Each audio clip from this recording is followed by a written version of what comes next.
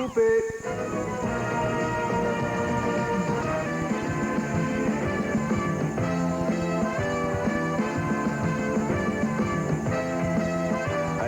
C'est lundi, 21h.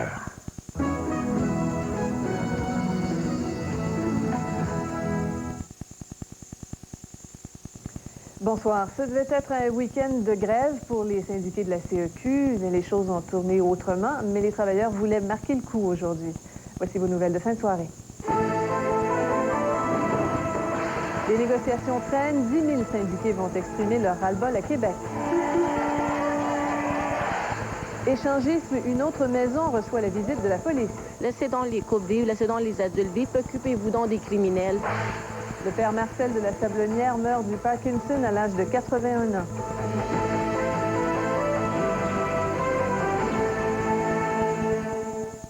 C'était noir de monde sur la colline parlementaire aujourd'hui. Des milliers de syndiqués de la CEQ, des travailleurs de l'éducation et de la santé qui sont allés rappeler au gouvernement leurs priorités et leurs frustrations aussi. Ils ont bien hâte que les négociations avec le gouvernement Bouchard aboutissent. Yannick Bergeron. La CEQ compte sur cette manifestation pour remettre les négociations sur le droit chemin. Et les enseignants ont répondu à l'appel. 15 000 membres selon la centrale syndicale, 10 000 dira la police. Chose certaine, ils sont venus de partout pour envahir la colline parlementaire. Au cœur du litige, l'équité salariale. Puis c'est cette année qu'ils nous reconnaissent l'équité salariale. C'est le temps, ça fait 20 ans peut-être qu'on attend ça. Salariale, c'est une des priorités, la priorité des enseignantes et des enseignants, du réseau des commissions scolaires. Il y a une obligation de résultat sur cette question-là. Mais plusieurs enseignants veulent entendre un autre discours. Pour eux, les conditions de travail devraient être le nerf de la guerre. Ils sont contre le réaménagement de leur horaire de travail et veulent moins d'élèves dans leur classe. Quand j'en ai 32 dans ma classe, qui en valent 40, je ne peux pas me permettre une approche personnalisée et les aider dans leurs besoins personnels. C'est pas juste pour le salaire qu'on revendique nos droits, c'est aussi pour les besoins des élèves. On a de plus en plus d'élèves en difficulté et de moins en moins de ressources dans les écoles. C'est pourquoi la CEQ demandera au gouvernement de réinvestir dans l'éducation dès lundi lors du retour à la table de négociation. On ne nous donne plus les moyens de répondre aux besoins de la population.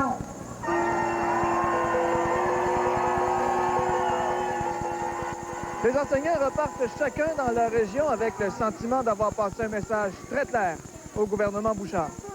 Yannick Bergeron, TVA, Québec. Eh bien, il y a aussi les joueurs des casinos qui ont goûté à la grogne des employés du gouvernement. Aujourd'hui, des centaines de fonctionnaires ont bloqué l'accès aux 3 casinos de la province. Ils dénonçaient le fait que les négociations pour le renouvellement de leur convention collective piétinent depuis 18 mois. À Montréal, 200 manifestants ont bloqué les entrées du casino et le pont de la Concorde. L'escouade anti-émeute du SPCUM a été dépêchée sur les lieux, mais n'a pas dû intervenir. Dans Charlevoix, 150 fonctionnaires ont bloqué les portes et empêché les joueurs d'entrer dans l'établissement de Pointe-au-Pic. Et puis à Hull, environ 200 fonctionnaires ont bloqué les 2 accès du casino. Des policiers étaient sur place, mais il n'y a pas eu d'arrestation. Les haltes garderies de la région métropolitaine lancent un dernier cri du cœur au gouvernement Bouchard. Ces garderies dépanneuses ne sont pas reconnues par la politique familiale adoptée en juillet 1997 et ne sont pas subventionnées. Il y a beaucoup de place pour accueillir les enfants, mais pas de personnel pour s'en occuper. Charles Faribault. Il y a plus d'une quarantaine de haltes garderies au Québec. Elles offrent un service plus individuel aux parents qui désirent placer leur enfant dans une garderie sur une base ponctuelle plutôt que régulière.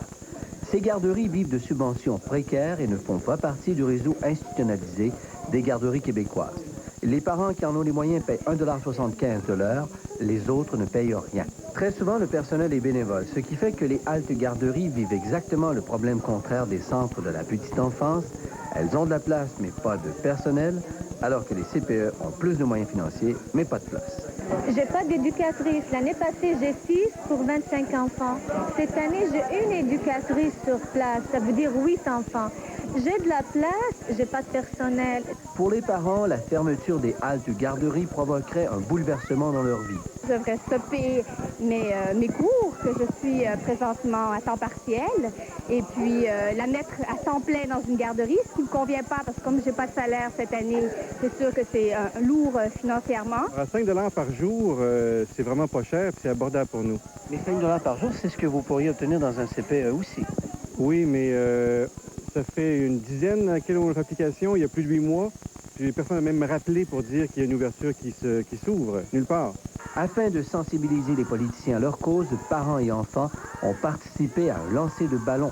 Le vent a semblé vouloir souffler dans la bonne direction vers Québec. Alors qu'on reproche au Québec d'avoir institutionnalisé un système de santé à 2 vitesses, voilà que nous serions confrontés en termes de société à un système de garderie à 2 vitesses. Charles Faribault, TVA, Montréal. La stratégie du fédéral est peut-être en train de se préciser en prévision d'un prochain référendum au Québec. Selon le quotidien torontois National Post, Ottawa exigerait 60 % d'appui à la souveraineté avant d'accepter d'entreprendre des négociations sur la séparation du Québec. Un projet de loi en ce sens pourrait même être présenté dès la semaine prochaine, une stratégie déjà désavouée par le chef du Parti libéral du Québec. Je pense que c'est pas nécessaire de faire de loi. Je pense que le jugement de la Cour suprême répond à ces questions-là et que le gouvernement du Québec s'est déjà déclaré, lui, favorable à ce jugement-là. Eh bien, un autre bateau s'est échoué dans le fleuve Saint-Laurent aujourd'hui. Le Canmar Triumph, un cargo de marchandises, s'est enlisé à la hauteur de l'île Bellegarde, c'est près de Varennes. Le navire battant pavillon des Bermudes a été victime d'une panne de moteur. Il a dérivé et s'est coincé dans un banc rocheux, ce qui a bloqué pendant quelques heures une partie de la voie maritime. Le bateau a été dégagé par 2 remorqueurs et va maintenant être envoyé à Pointe-aux-Trembles où il va subir une inspection complète. Il s'agit du 3e navire en 2 mois qui s'échoue dans le fleuve. Les enquêteurs égyptiens et américains devraient remettre lundi un rapport commun au sujet de l'écrasement du vol 990 d'Égyptaire. C'est ce qu'affirme en tout cas un journal égyptien qui souligne que les enquêteurs rédigent en ce moment ce rapport sur les conversations de l'équipage dans les derniers instants du vol. Mais on ne sait pas s'il va contenir la retranscription des enregistreurs de vol. D'autre part, le Bureau national de la sécurité dans les transports a remis à la fin du mois la simulation de la catastrophe aérienne. Une violente explosion a fait 5 morts et 18 blessés à Lahore, c'est dans le nord-est du Pakistan. Aujourd'hui, l'explosion a été provoquée par une bombe placée dans un marché très achalandé de la vieille ville. Selon une agence de presse locale, 2 enfants sont parmi les victimes. La circulation était si dense que les ambulances ont eu du mal à se rendre sur place. Cet attentat n'a pas été revendiqué, mais plusieurs montrent du doigt l'Inde, le vieil ennemi du Pakistan. Malgré les pressions de la communauté internationale, le gouvernement russe poursuit son offensive en Tchétchénie. Aujourd'hui, l'armée russe a pris le contrôle de 3 nouvelles villes à l'est de Grozny. Des combats se déroulent également au sud de la capitale tchétchène. Les Russes tentent de faire tomber la ville de Urus-Martan, qui est le dernier obstacle avant l'encerclement complet de Grozny. De leur côté, les combattants tchétchènes reculent sous les bombes, mais promettent une longue lutte de guérilla. On vient chez nous, histoire de parler un petit peu de météo. Bonsoir, Brigitte. Bonsoir, Sophie. C'est pas beau demain. Non, ben écoutez, ça sera couvert, là, mais pas de précipitations, des précipitations en vue. Alors, ce qu'on connaît ce soir, là, les précipitations un peu partout au Québec, ça va se dissiper au plus tard demain matin. Le ciel demeurera couvert, mais quand même des températures bien au-dessus des normales saisonnières. Là. Alors, ce sera une belle journée agréable. Et un petit coup d'œil pour mardi, ça demeure couvert aussi, mais les températures à la hausse. Alors, belle journée quand même, là, pour peut-être poser les décorations de Noël. Au retour, la police frappe encore chez les échangistes qui clament leur innocence. Le sous-titrage pour malentendants de cette émission, une présentation des nouvelles obligations d'épargne du Canada. Équipé de systèmes de sécurité parmi les plus perfectionnés jamais conçus pour un 4 roues motrices, dans le Quadra Drive, notre système de traction intégrale le plus sophistiqué à ce jour et une direction à réaction vive. Le Jeep Grand Cherokee s'impose comme l'un des moyens les plus sécuritaires de se déplacer en terrain dangereux. Le Jeep Grand Cherokee 2000, le seul et unique. Certaines capsules décongestionnantes soulagent les nez bouchés jusqu'à 12 heures durant. Le vaporisateur nasal Dristan à effet prolongé en fait autant. La différence, le vaporisateur Dristan commence à agir beaucoup plus rapidement.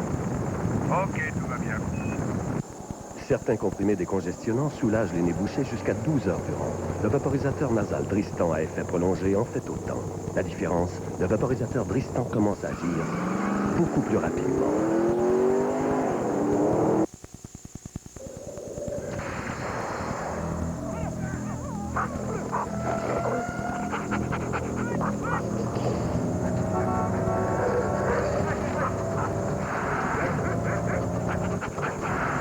Le slalom de B.F. Goodrich. Enfin, un pneu d'hiver qui colle à la glace et qui a un mordant incomparable dans la neige.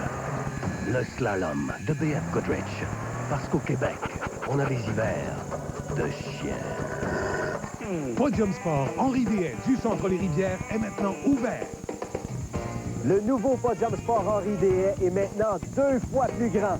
On a plus d'espace pour encore plus de choix. Des nouvelles marques telles que North Face et Fubu, une section de vêtements spécialisés pour le plein air et même un service d'aiguisage de vos patins et mise au point de vos skis. Découvrez vous aussi le nouveau Podium Sport Henri Deshaies. Au Centre des Rivières, c'est la réouverture de Podium Sport Henri Deshaies.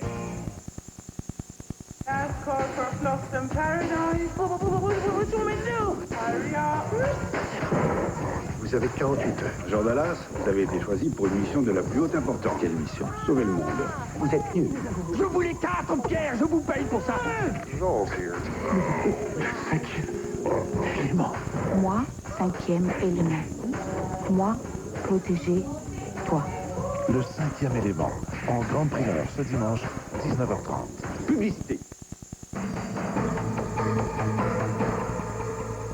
Le club L'Orage a beaucoup fait parler de lui. Ben voilà, une autre descente dans un club échangiste qui risque d'être contestée devant les tribunaux. Les policiers de Montréal ont arrêté une 50aine de personnes la nuit dernière dans le quartier La Petite Patrie. Les propriétaires ne sont pas impressionnés. Ils promettent de continuer d'ouvrir leurs portes. Jean-François Guérin. La fête s'est terminée plus tôt que prévu au club échangiste chez Brigitte et Michel du boulevard Rosemont. Vers 1h la nuit dernière, les policiers ont investi l'endroit alors qu'une 50aine de personnes, une 15aine de femmes et une 30aine d'hommes s'y trouvaient. Il y avait des gens qui étaient simplement là, qui regardaient alors que d'autres s'adonnaient à des relations sexuelles, masturbation, fellation. Pourtant, l'opinion publique, c'était quoi? Si on s'en souvient bien, laissez donc les couples vivre, laissez donc les adultes vivre, occupez-vous donc des criminels. Si on pouvait, on te casserait la gueule, mais on peut pas. Furieux qu'on ait ainsi mis fin à la fête, les clients sont partis avec une citation à comparaître pour s'être trouvés dans une maison de débauche. Les propriétaires, quant à eux, seront accusés d'avoir tenu une maison de débauche. Un peu comme dans le dossier du Club L'Orage, tout réside dans la notion de lieu public. Les propriétaires qui avaient déjà accueilli l'équipe de TVA insistent sur le fait que leur établissement, attenant à leur commerce d'extermination, ne s'affiche pas et que leurs clients sont plutôt des amis. On vend pas d'alcool, il n'y a pas de prostitution, il n'y a pas de drogue, il n'y a pas de mineurs. C'est des soirées privées, puis c'est tout à fait légal. Puis demain, on va avoir notre soirée, la même chose. Ici, il n'y a pas question d'appartement. C'est tout simplement un endroit où les gens paient pour entrer. Donc, moyennant une somme de